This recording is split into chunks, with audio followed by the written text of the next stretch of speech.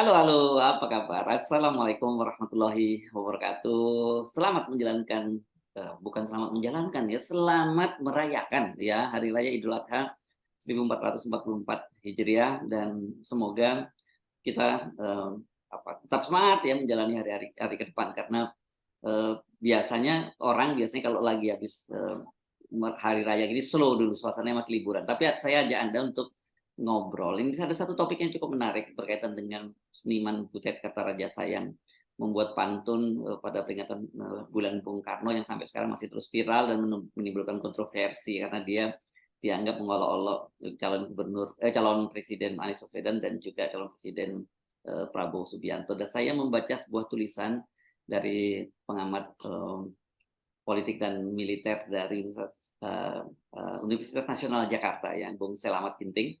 Ini yang mengingatkan agar jangan sampai, Butet Kertarajasa itu mengulang apa yang dilakukan oleh Lekra. Lekra ini di masa lalu ini adalah lembaga kesenian yang milik PKI gitu, yang senang senang sekali mengolok-olok, tapi yang diolok-olok bukan hanya manusia, Tuhan yang diolok-olok. Nah, saya coba mengapa Bung Selamat Ginting kok memperingatkan itu dan kemudian mengkaitkannya dengan Lekra. Assalamualaikum Bung Ginting. Waalaikumsalam warahmatullahi wabarakatuh. Yes, gimana? Ya, Ini, suasana bulan, ini ya, suasana hari raya Idul Adha ini. Tapi ya, kita jadi agak ngomongin betul Bung ya, Hersu, acara bulan Bung Karno di mhm, Gelora Bung Karno itu juga dekat sekali dengan rangkaian eh, Idul Adha ya. ya, Sama dengan sebelumnya ketika memutuskan eh, Ganjar Pranowo juga iya, dekat dengan suasana Idul Fitri. Jadi suasana-suasana keimanan atau keagamaan itu juga mestinya perlu dijaga.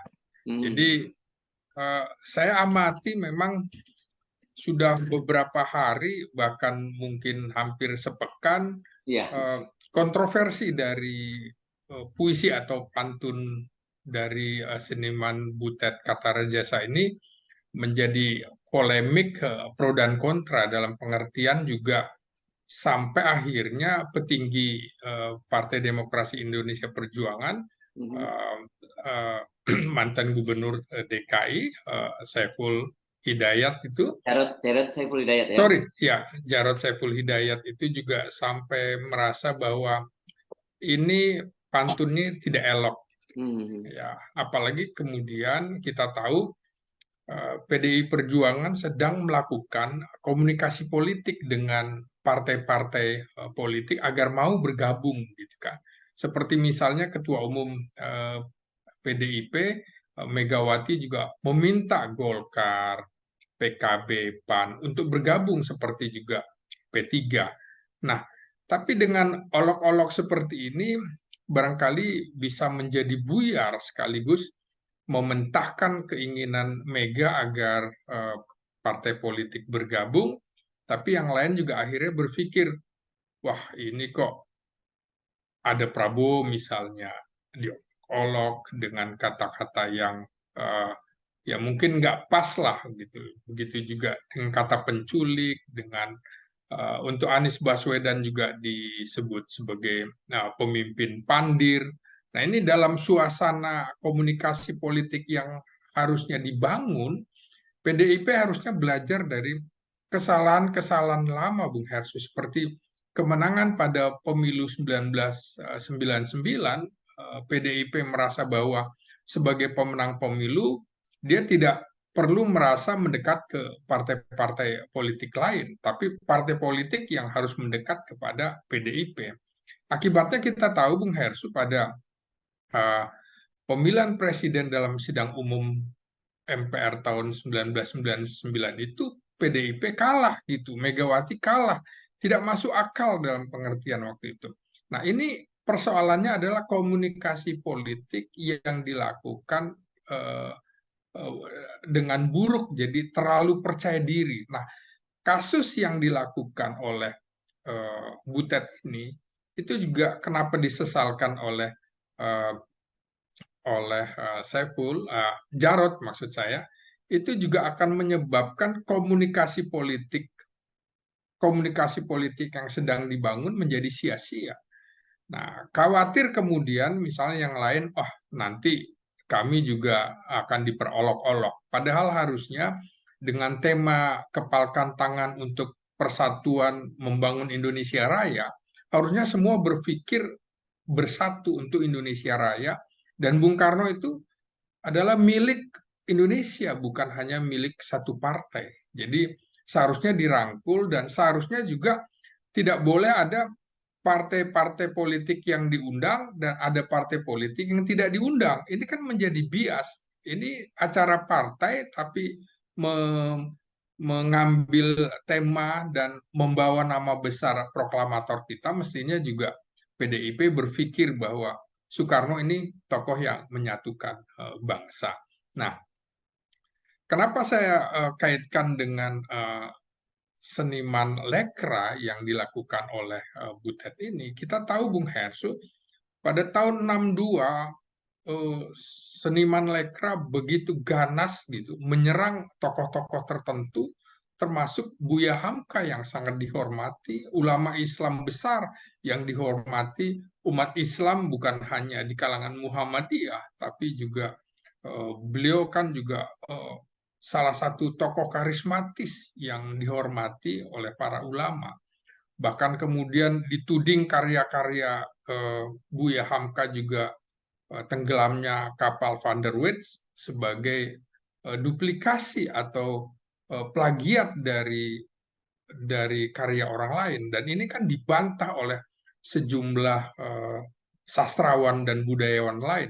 Nah, kita tahu Bung Hersu memang pada tahun 60-an itu muncul lembaga-lembaga kebudayaan yang berada di bawah atau berafiliasi kepada partai. Lekra ini kebetulan didirikan oleh DN Aidit, kemudian juga Nyoto, serta AS Dharma yang memang berlatar PKI.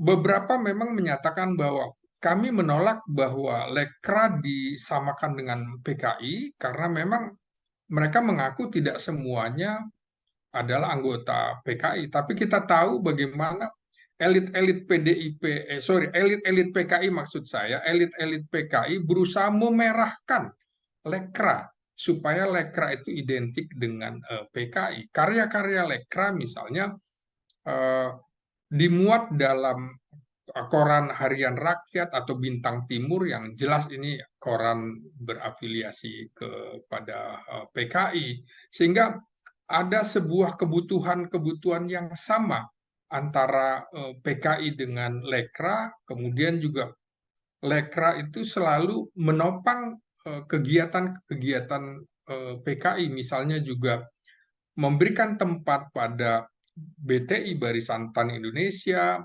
Serikat Organisasi Buruh Seluruh Indonesia, itu dijadikan karya-karya yang menyindir dalam pengertian budaya adalah juga revolusi. Nah, ini juga kebetulan ada persamaan dengan kebutuhan Soekarno waktu itu, bahwa kebudayaan adalah revolusi, seperti juga politik adalah bagian dari revolusi. Kita tahu Bung Hesu, pada tahun 1964, Bung Karno itu 1964-1965, Bung Karno begitu kecewa dengan TNI, dalam hal ini Angkatan Darat, ketika saat itu sedang ada gerakan atau operasi Ganyang Malaysia. Angkatan Darat dianggap setengah hati, maka kemudian PKI menjadi alat mitra strategis bagi Soekarno, termasuk mendayagunakan Lekra pada saat itu. Tapi belakangan Lekra ini menghasilkan kontra yang sangat besar dari seniman-seniman lain.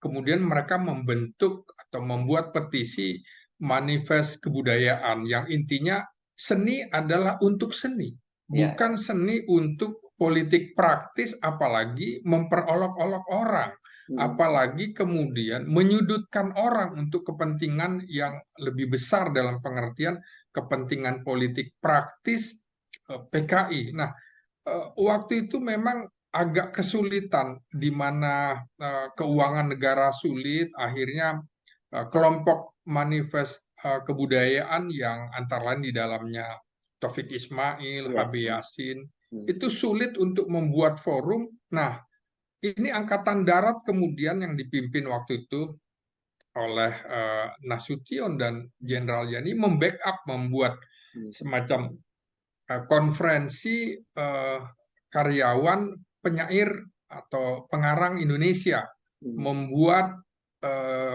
kritik begitu ya, membuat konferensi. Dan tapi memang Angkatan Darat juga tidak setuju dengan manifest kebudayaan. Artinya tidak ingin ada benturan antar sesama seniman gitu. Maka kemudian eh, keluarlah pernyataan-pernyataan agar Lekra itu menurunkan tensi karena Indonesia sedang membangun. Indonesia sedang menghadapi dilema ekonomi, dilema politik, dan lain-lain. Hmm. Nah, akhirnya memang eh, Soekarno juga melihat bahwa lama-lama ini tidak bagus. Kelompok manifest kebudayaan juga akhirnya dibubarkan oleh Bung Karno karena dianggap menyaingi manifesto politik Nah, iya. Soekarno. Hmm. Ya, manifestonya kan sama dengan GBHN, Bung Hersu. Ya, ya, ya. Nah, jadi manifesto dibubarkan, kemudian lama-lama kemudian setelah menjelang peristiwa 65, Soekarno akhirnya gerah juga.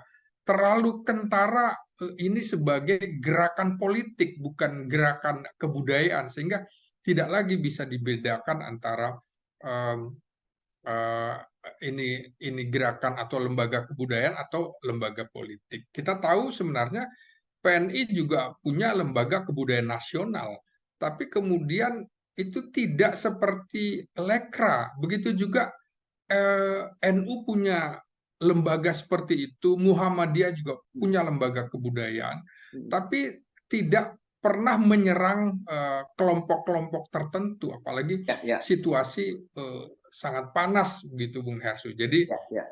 suasana tahun 60-an kira-kira sampai dengan 65 itu begitu dominannya posisi Lekra dengan karya-karya yang seperti Bung Hersu bilang, kok seperti banyak mencemooh orang-orang dan segala macam. Ya. Makanya saya menyarankan sebaiknya PDI Perjuangan, walaupun Butet Kartarajasa berafiliasi pada PDIP, seharusnya tidak mengeluarkan karya-karya seni yang kemudian menimbulkan kebencian dari pihak-pihak lain. Begitu, Ya, Bung ya. Hers. Ya, ya, Lekra ini mungkin buat anak-anak muda sekarang gitu yang lahir yang tidak mengikuti perkembangan pada sekitar gejolak politik pada tahun 65 gitu ya. Ya, Ini Lekra ini lembaga kebudayaan rakyat milik PKI yang seperti saya sebut memang dia bukan hanya mengolok-olok seniman lainnya, tetapi bahkan mengolok-olok Tuhan, kan begitu ya, lewat pementasan kebudayaan rakyatnya, apakah itu kalau di Jawa Timur itu lewat ludruk, kalau di Jawa Tengah lewat ketoprak. Saya nggak tahu kalau di Jawa Barat apa sandiwara mungkin ya, tonil atau apa gitu ya, Bung gitu iya, ya. iya. Jadi betul ada misalnya Tuhan mati begitu ya. Saya Ya, nggak tahu bahasa Jawanya apa itu, Bung ya, ya, Hesu. ya, Kemudian ya, juga Tuhan manten segala ya, ya, macam. ya, ya, ya. Kemudian Hmm. kalau dengan kata-kata kan wudhu bisa diganti dengan tayamum. Oh, kalau gitu bisa juga diganti dengan air kencing kami, kan suci juga. Iya, iya, iya. Hmm. Yang itu membuat umat Islam marah begitu ya. Iya, iya, Ini iya. kok sudah tokohnya diperolok-olok, kemudian agama diperolok-olok.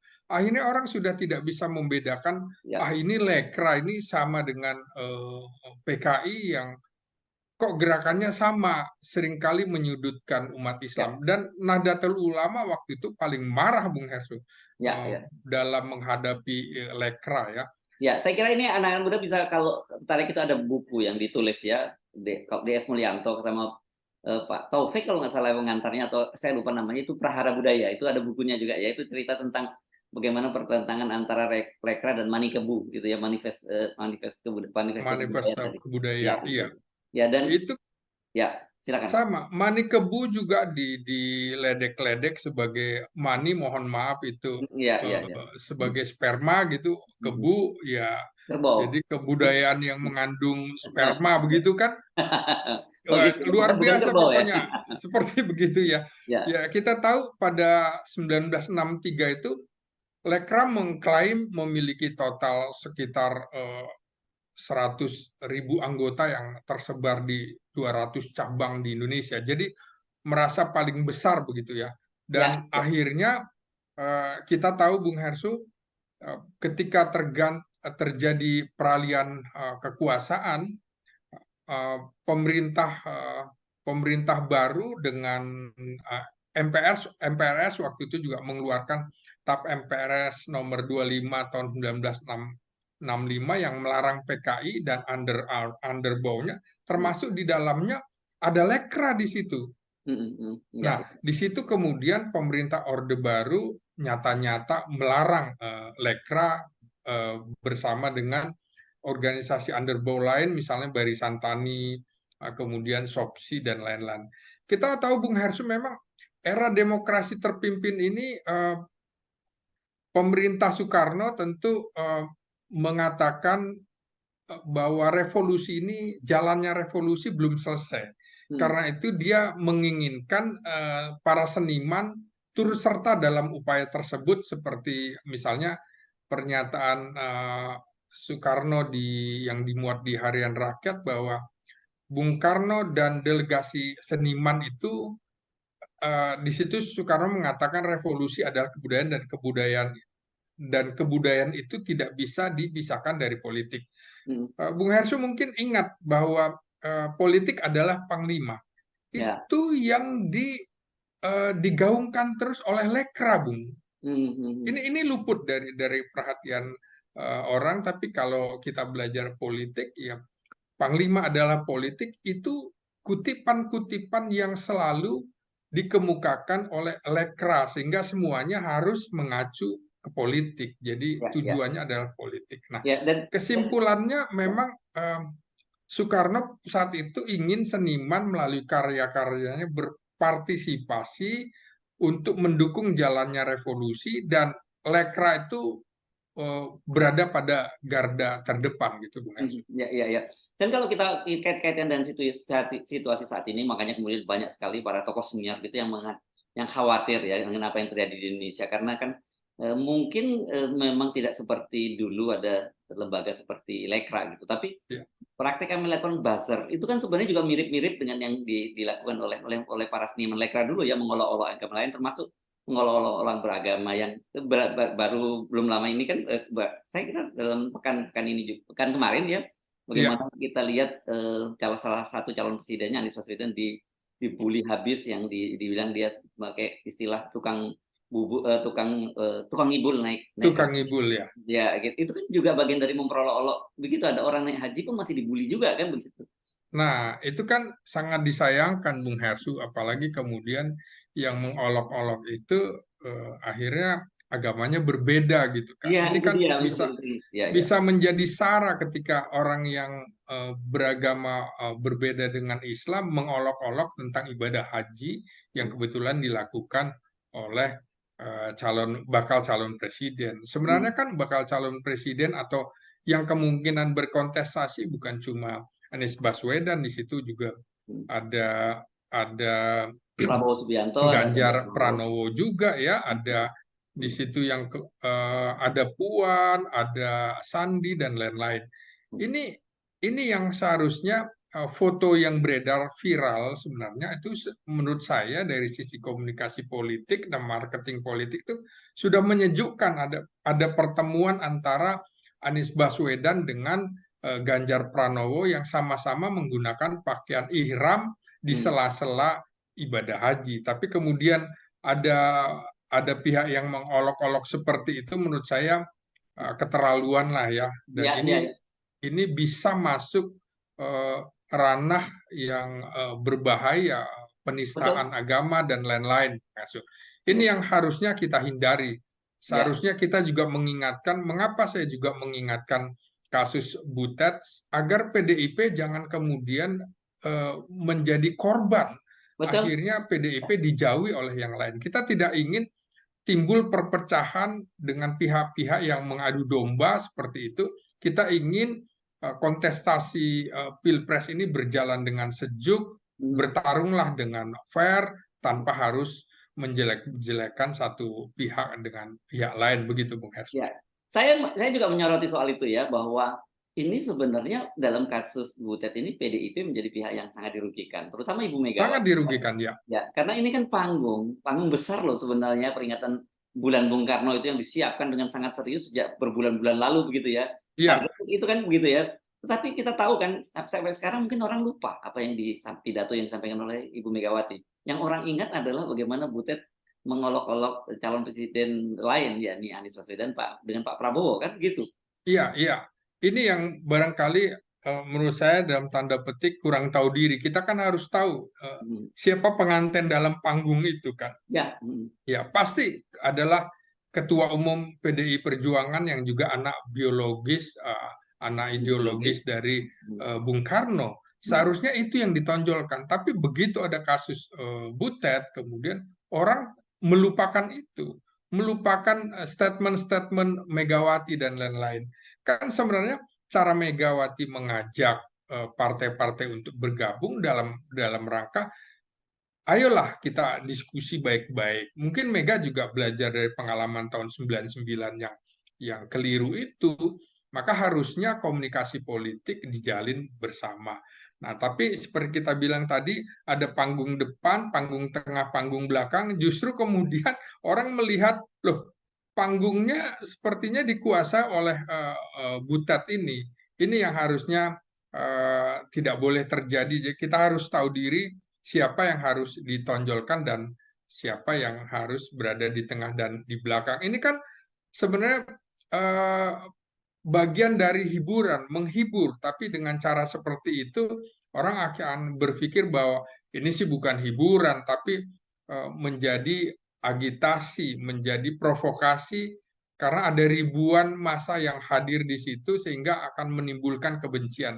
Lain soal kalau eh, puisinya itu sama-sama menempatkan siapapun yang akan terpilih inilah presiden kita. Itu kan lebih sejuk daripada kemudian memuji satu orang kemudian merendahkan pihak lain. Ini yang menurut saya tidak elok. Nah, Ya, pola tapi adu domba ini ya, juga mengingatkan orang ya pada karya-karya Lekra itu, Bung Hers. oke. Tapi apakah pertanyaan saya seperti juga dinyatakan oleh Butet itu kan dia sebagai seniman dia punya punya apa hak untuk bersikap kritis itu, dan dia juga menyatakan bahwa itu yang saya sampaikan kan berdasarkan fakta gitu, Bung Ginting.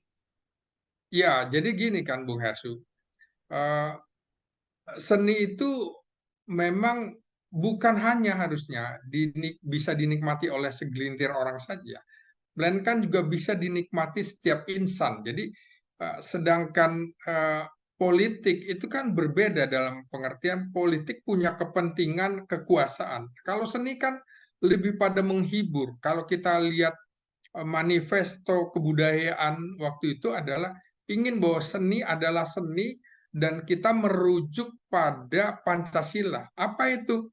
Ya kalau kita mengkritik, cobalah kita ingat sila pertama ketuhanan Maha Esa. Cocok nggak nih gitu kan? Cocok nggak dengan kemanusiaan? Cocok nggak dengan persatuan? Cocok nggak dengan kerakyatan? Bagaimana dengan keadilan sosialnya? Ini yang harusnya dipikirkan. Jangan kemudian seni juga apa? Seniman bisa seperti juga politikus ini adalah aktor yang bisa mempengaruhi massa, melebarkan sayapnya ke masyarakat luas untuk bisa mempengaruhi orang. Jadi kalau mempengaruhi yang baik nggak apa-apa, tapi kalau isinya menghasut, ya kemudian ini tentu harus kita ingatkan, jangan sampai kemudian PDIP aset aset bangsa ini juga menjadi apa dikritik habis-habisan dari kasus yang dilakukan oleh Ya, ya, uh, ya. Butet ini. Ya, ya. Jadi korban juga gitu dalam hal ini gitu ya. Pasti jadi korban Bung Hersu. Jadi dianggap tidak bisa mengendalikan senimannya gitu. Atau Harusnya kan ya kalau cuman dianggap nggak mengendalikan, itu mungkin nggak terlalu merugikan, tapi kalau dianggap memang sengaja mendesain seperti itu, menyerang lawan politiknya melalui panggung yang besar, itu kan jauh lebih lebih serius konsekuensinya kan. Iya, iya. Menurut saya juga begitu, Bung Hersу. Jadi eh, mestinya seperti yang dikemukakan oleh Jarod itu, Ya, ini tidak elok dan merugikan. Dia sebenarnya ingin mengatakan bahwa ya, cara monolog yang dilakukan oleh Butet ini merugikan citra partai ya, yang sedang mencari kawan betul. sebanyak-banyaknya. Ya, Ini karena posisi PDIP sampai sekarang ini kan belum, betul. ini Nah, tidak punya kawan koalisi, Bung Hersu. ya, ya, ya, ya, ya. Iya, apalagi kemudian belum ada partai yang mau masuk, walaupun yang sudah masuk adalah partai-partai non parlemen dan itu tidak dihitung seperti, Ada mohon maaf, P3, Bung? Hanura, Perindo. Nah, P3 juga kita tahu Ya, di antara 9 partai parlemen ada partai paling buncit gitu betul, ya. betul, ya. Sehingga kemungkinan eh, bisa meminta wakilnya sebagai orang yang dipinang menjadi Hmm, calon wakil presiden juga bisa batal. betul. Seharusnya sebenarnya kalau kita lihat betapa ada faksi-faksi di PDIP itu yang coba yang satu faksi ini menyorongkan nama ini. Kita tahu jadi eh, konflik terbuka antar faksi PDIP kan begitu nyata, Bung Hersus, sehingga Ya, ya. kita bisa lihat bahwa ini ada pertarungan yang belum selesai dan sangat mungkin PDIP akan mengevaluasi keputusan-keputusan politiknya, Betul. apakah mau jalan sendiri, bergabung, atau jangan-jangan juga akan membatalkan pencalonan Ganjar Pranowo. Karena semua Ya, bisa terjadi, Bung Hersu, sebelum itu pengumuman didaftarkan ke KPU begitu. ya, Jadi ya, ya, ya, mestinya PDIP agak soft lah, ya, agak ya, hati-hati ya. dengan seniman-senimannya ini begitu. Ya, katakanlah misalnya begitu kalau saya lanjutkan, katakanlah nantinya saya terjadi 3 pasang calon dan kan kenapa saya menyebut itu kan pertemuan antara Puan dengan AHY itu kan menyiratkan bahwa Puan mengakui pencalonan Anies Baswedan kan begitu ya, saling menghormati kan mereka menyatakan Iya, begitu. iya betul. Ya, dan katakanlah misalnya nanti skenario-nya ada 3 pasang calon dan itu pasti akan ada dua putaran kan gitu pemilihan presiden. Dan kalau 2 putaran katakanlah calon dari PDIP itu yang menang kan dia pasti harus merangkul salah satu calon yang kalah.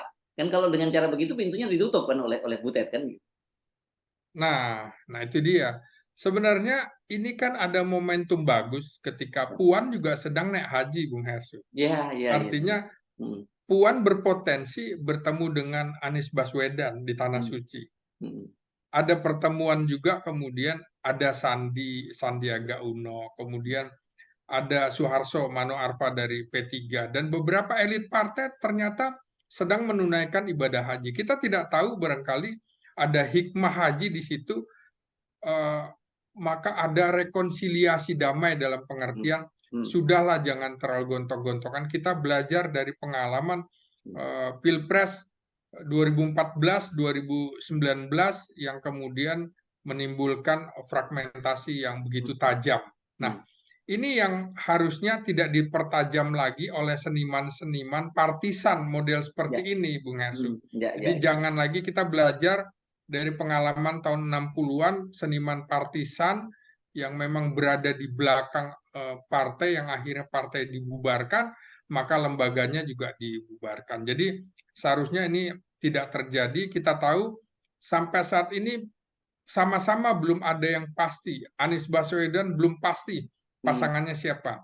hmm, Apakah akan didaftarkan atau belum juga belum pasti. Begitu hmm, juga dengan Prabowo hmm, sampai saat ini belum punya pendamping. Begitu hmm, juga dengan Ganjar. hmm, Jadi eskalasi menurut saya semakin panas di bulan Juni Juli ini, mestinya kemudian ada panggung depan, panggung tengah dan panggung belakang, yang panggung tengahnya adalah kompromi dari 3 kelompok ini untuk sama-sama mengedepankan persatuan Indonesia seperti juga tema dalam bulan Bung Karno baru-baru ini, Bung Karno. yes, oke. Baik, Ini menarik perspektif Anda ya, karena ini ditarik dari dalam perspektif sejarah. Dan oke, terima kasih Bung Slamet Ginting, analis politik dan militer dari Universitas Nasional Jakarta. Assalamualaikum warahmatullahi wabarakatuh. Waalaikumsalam warahmatullahi wabarakatuh.